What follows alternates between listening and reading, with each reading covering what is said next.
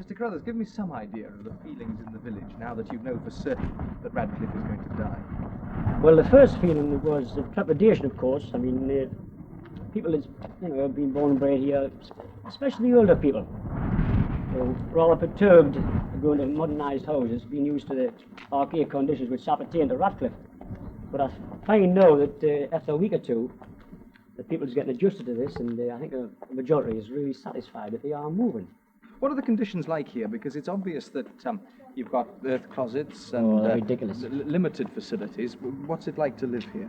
It's really ridiculous. I cannot say anything more than that. You've got your middens here, your earth closets, your communal taps. There's no amenities at all for younger people, more so if you've got a mixed family.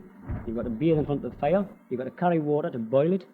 And as I say, as regards myself, with an adolescent family, it is rather difficult to get a bath.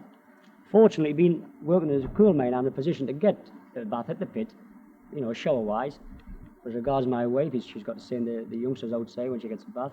And the same with the two oldest boys, naturally, getting in the teens. And as I say, this should have happened 50 years. I mean, it's very difficult to be modest and live in Radcliffe. This is true. And yet it's clear to me that there's nobody ashamed of living here.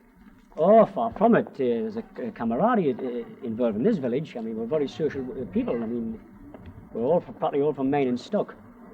And it's a usual occurrence here in times of trouble for people to put the kettle on, ask your next door for a cup of tea. In moments of stress, anything like that, people tend to gather together and help you out of any difficulties, any problems at all. How much of this are you going to be able to transplant to the new houses in Amble? Well, I hope a lot of it, Michael. I think people are not changed by moving away 2 or 3 miles. I mean, it's as simple as that. The spirit is there, and you cannot erase a spirit like that just by moving people to a different environment. This is born and bred in the people of Radcliffe. I mean, it's taken hundreds of years for this in the mine in Stock, and it'll never be erased. I mean, I'm a comparatively young fella, and I expect my family to carry on the tradition of this sociability. As I've probably told you before, I'm secretary of a working men's club, and we have a good name here as a working men's club on that point, sociability. And it's a tremendous thing. And this is one thing that worries my management committee, that we should lose this aspect when we move to Amble, and I don't think we will, because the people at Amble, 1.5 miles away, are the same as us. Simple as that. It's not as if we're moving 300 or 400 miles away. And I think that this spirit will carry on. And I'll do my best to do this. I'll try and ensure it. I'm a young fella.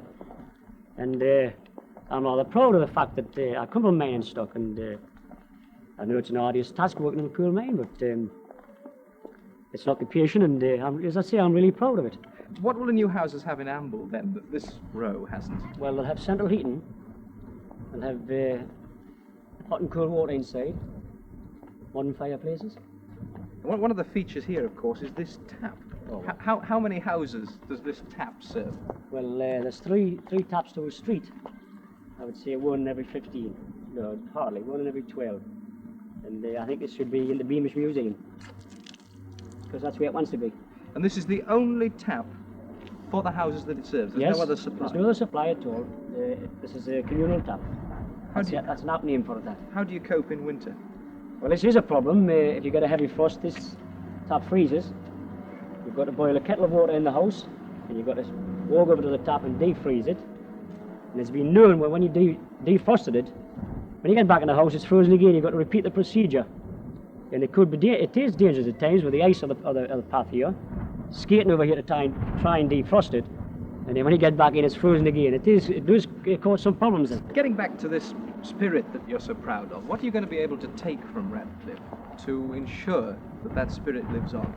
Well, naturally, being secretary of the local working men's club, we are going to build a new club at Amble, and we're going to insist that we're going to call it the new Radcliffe Working Men's Club. So that will keep the Bonhomie spirit of the village alive.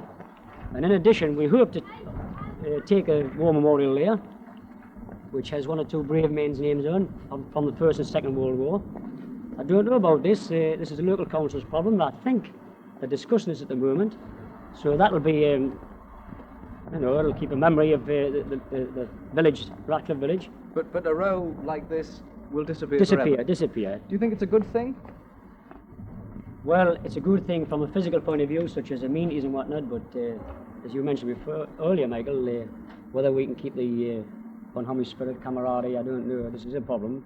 and it worries me a little bit that we should lose this, kindred spirit among our own people here.